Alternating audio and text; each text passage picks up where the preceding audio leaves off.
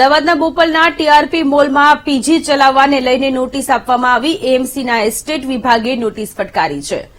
એએમસીએ PG સંચાલકને પણ notice ફટકારી છે. 2 દિવસ પહેલા મોલમાં આગ લાગી હતી ત્યારે મોલમાં પીજી હોસ્ટેલ ચાલતી હોવાનું સામે આવ્યું.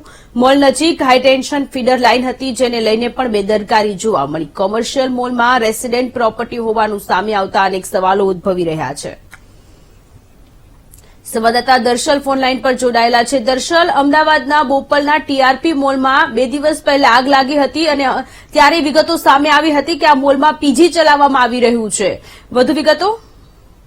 સોનલ, જે પ્રકારે ટીઆરપી મોલની આ ઘટના સામે આવી છે, જે ટીઆરપી મોલમાં આગ લાગી હતી તે બાદ સામે આવ્યું કે ત્યાં પીજી, ગર્લ્સ પીજી છે તે ચલાવવામાં આવી રહ્યું છે ને તેની મંજૂરી પણ લેવામાં ન આવી હતી.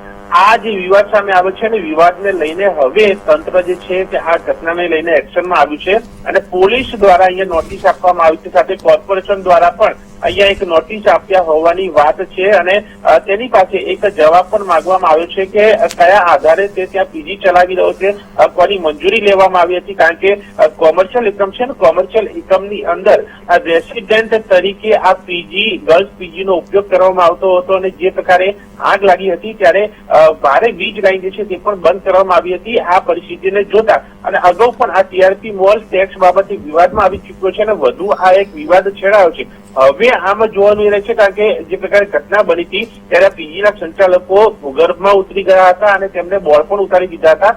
તે ક્યાંક એ પણ ફલિત કરે છે કે તેઓની અહીંયા મંજૂરી લેવા બાબતની જે વાત જે છે તે સ્પષ્ટપણે તેમણે પરમિશન નથી લીધી, ગેરકાયદેસર રીતે પીજી ચલાવી રહ્યા છે. પણ સંચાલક શું જવાબ રજૂ કરે છે તે જોવાનું વિષય છે અને સાથે તે બાદ અહીંયા કોર્પોરેશન દ્વારા કે પોલીસ દ્વારા શું કાર્યવાહી કરવામાં આવશે. કારણ કે જો પીજી બંધ થાય, પરમિશન વગર હોય તો બંધ કરાવવી પડે અને તે બંધ થાય તો ત્યાં રહેતા લોકો રજડી પડે અને તે બાબતે શું કરાય છે તે જોવાનો વિષય છે અને સાથે આ વિવાદ સામે જે આવ્યો છે તે કેટલા દિવસમાં અહીંયા તેની સામે કાર્યવાહી થાય છે, શું પગલાં ભરાય છે તે પણ અહીંયા જોવાનો વિષય બની રહેશે. સોનલ જી દર્શલ, આભાર તમામ વિગતો માટે.